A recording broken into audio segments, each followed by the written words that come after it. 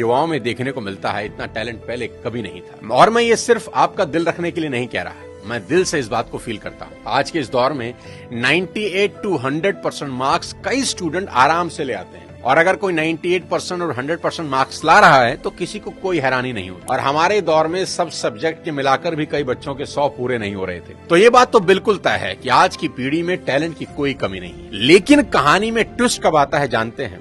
जब बच्चे 14 से 20 साल की उम्र में होते हैं। अब इनके हार्मोन्स जम करने लगते हैं, और इसका सबसे गंभीर असर ये होता है कि ये हार्मोन्स बच्चों को पेरेंट्स से दूर कर देते हैं, क्योंकि इस उम्र में बच्चों को चाहिए आजादी, और माँ बाप वो आजादी देते नहीं, क्योंकि वो जानते हैं इस तरह की आजादी के लिए ये उम्र सही नहीं है। तो पेरेंट्स रोकते हैं, समझाते हैं, उनको पता है ये उम्र फिसलने वाली है, यही वो उम्र है जिसमें फ्यूचर बन भी सकता है और बर्बाद भी हो सकता है। अब यहां बच्चों को लगता है कि यही दो लोग मेरे दुश्मन हैं। यहां बच्चे अब माँ बाप से झूठ बोलना शुरू कर देते हैं, चीजें छुपाना शुरू कर देते हैं। बच्चों को अब दोस्तों के साथ रहने में ज्यादा मजा आने लगता है, अपने ही माँ बाप अब दुश्मन दिखाई पड़ने लगते हैं। अगर किसी बात पर माँ बाप डांट दें तो आजकल के बच्चों का एक फेवरेट डायलॉग है, आवर पेरेंट्स आर आउटडेटेड। पापा आप सठिया गए हो। और अगर बच्चे ऐसा कर रहे हैं तो मुझे इसमें कोई हैरानी की बात नजर नहीं आती। ये नेचुरल है, सभी करते हैं। 25-30 साल पहले हम भी यही करते थे, और आज के कोई 25-30 साल के बाद इनके बच्चे भी ठीक इसी इंटेंसिटी से ऐसा ही करेंगे। ये साइकिल चलता रहेगा। अरे आपको दिक्कत क्या है हमसे? कम से कम हम कोशिश तो कर रहे हैं ना। बाकी मोहल्ले के लौंडों के जैसे सड़क पे आवारागर्दी तो नहीं कर रहा है, लंठाई तो नहीं कर रहा है। पढ़ाई पे ध्यान दिए होते हैं तो अरे नहीं गया ध्यान पढ़ाई पे। एक और कहानी जो इस उम्र में होती है वो ये कि बच्चे अपने पेरेंट्स से अब नफरत करते हैं और दूसरे पेरेंट की बात खुशी खुशी सुन लेते हैं। यहाँ अपना ही एग्जाम्पल देता हूँ। आज बहुत लोग मेरी बात सुनते हैं और मानते हैं, दूर दूर से कंसल्टेशन लेने आते हैं, पर मेरी अपनी बेटी को समझाने में मेरे पसीने निकल जाते हैं। कपिल शर्मा के शो में आमिर खान का भी यही प्रॉब्लम है, जो उन्होंने बताया कि सभी स्टार्स के बच्चे अपने करियर की सलाह मुझसे लेने आते हैं, पर मेरे अपने बच्चे मेरी बात नहीं सुनते। बच्चे बात सुने या ना सुने ये मेरी प्रॉब्लम नहीं है, मेरी चिंता कुछ और है, वो बताता हूं आपको। अभी कुछ दिन पहले मैं एज अ चीफ गेस्ट अपनी बेटी के स्कूल में गया, जहां उनकी प्रिंसिपल ने मुझे इनवाइट किया। उनका कोई एनुअल डे प्रोग्राम था।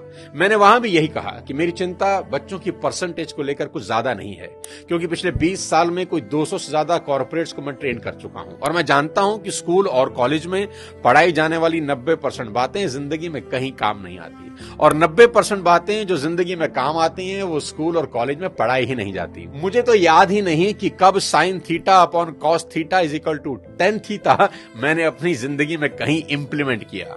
एज अ पेरेंट आज मेरी सबसे बड़ी चिंता यही है कि बच्चे किसी गलत संगत में पढ़कर कोई गलत रास्ता ना ले लें, क्योंकि कुछ रास्ते ऐसे हैं जिसमें वापसी करीब करीब नामुमकिन है, जैसे नशे का रास्ता, जहां एक बार इंसान चला जाए तो फिर वापस नहीं लौटता। नशे पर एक पूरा वीडियो मैंने बनाया है, एक बार जरूर देखना। कोई ऐसा कदम ना उठाएं जिसका पछतावा उन्हें सारी उम्र हो।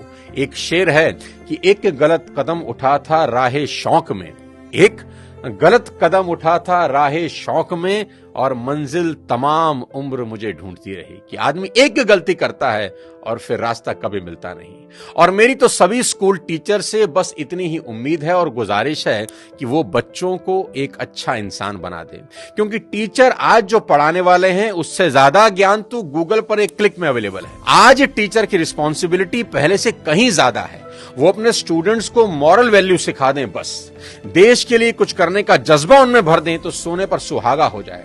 और अगर माँ बाप के प्रति ग्रेटिट्यूड की भावना उनके अंदर आ जाए तो वो कुछ ना कुछ जिंदगी में कर ही लेंगे। टीचर इंश्योर करें कि बच्चे कुछ भी छुपाएं नहीं, और अपनी सभी छोटी बड़ी बातें अपने टीचर से या पेरेंट से डिस्कस जरूर करें।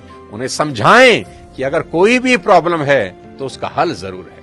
आज की बेहद होनहार जनरेशन से इतनी ही रिक्वेस्ट करना चाहता हूं कि पिता की इज्जत राम की तरह करना, कि पिता के वचन पूरे करने को जीवन के 14 बरस कठोर वनवास में गुजार दिए उस व्यक्ति ने, और वो भी खुशी खुशी। आपके माँ बाप को आपसे कुछ नहीं चाहिए, वो तो अपने जाने के बाद अपनी सारी प्रॉपर्टी संपत्ति आपको ही देकर जाने वाले हैं। देश के हर युवा से कहना चाहता हूं कि आज से 3 चीजें रोज करना शुरू कर दें अगर अब भी नहीं कर रहे। सबसे पहले रोज कम से कम 30 मिनट अपने पेरेंट्स के साथ जरूर गुजारें। इधर उधर की कैसी भी बातें करें, खुद हंसें, उन्हें हंसाएं, कोई जोक सुनाएं, उनसे उनकी कोई पुरानी यादें ताजा करवाएं, उनके स्कूल कॉलेज की बातें करें, कुछ किस्से पूछें उनसे, कैसी भी बात करें पर बात करें। देखना वो अपने स्कूल कॉलेज के किस्से बताएंगे ना, जब उनकी आंखों में चमक आनी शुरू हो जाएगी।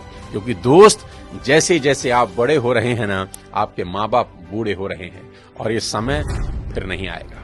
उनके जाने के बाद बड़ा अफसोस होता है कि काश ये कर लेता, वो कर लेता। उनका कर्ज सारी जिंदगी नहीं उतार सकते, पर अपना समय उनको देकर उस कर्ज का इंटरेस्ट जरूर भर सकते हैं। मुनव्वर राणा का एक शेर है कि लौट कर जैसे भी हो ऐ जाने पिदर आ जाना, लौट कर जैसे भी हो ऐ जाने पिदर आ जाना, ऐसी वैसी जो खबर सुनना तो घर आ जाना, और वक्त रुखसत हमें इज्जत से सलामी देने, जब डुबोने लगे दरिया तो नजर आ जाना। आस पास ही रहना अपने माँ बाप। दूसरी बात, भूल कर भी उनसे ऊंची आवाज में कभी बात ना करें। उनको कभी ये एहसास ना हो जाए कि अब हम बूढ़े हो रहे हैं, कमजोर हो गए, इसलिए हमसे ऐसे बात की जा रही है। याद रखना, आपकी वजह से उनकी आंख से निकला एक आंसू आपकी तमाम जिंदगी बर्बाद कर सकता है। माँ बाप तो फिर भी माफ कर देंगे, पर वो माफ नहीं करेंगे। तीसरी सबसे इंपॉर्टेंट चीज, बिना माँ बाप के पैर छुए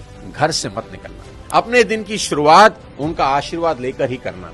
मैं आपको ये अपने पर्सनल एक्सपीरियंस से बता रहा हूं कि ये एक ऐसा सुरक्षा कवच है जो आपको बड़ी से बड़ी मुसीबत से बचा देगा। दिल से दिए उनके आशीर्वाद को भगवान भी नहीं टाल सकते। बस ये 3 चीजों पर अमल करना शुरू कर देना मेरा दोस्त। मेरा दावा है देवता भी आपको आगे बढ़ने से नहीं रोक पाएंगे। मैं चाहता हूं कि आप इस वीडियो को पूरे देश के नौजवानों को भेज दें, हर माँ बाप को भेज दें। हर माँ बाप अपने बच्चों के साथ बैठकर ये वीडियो जरूर देखें।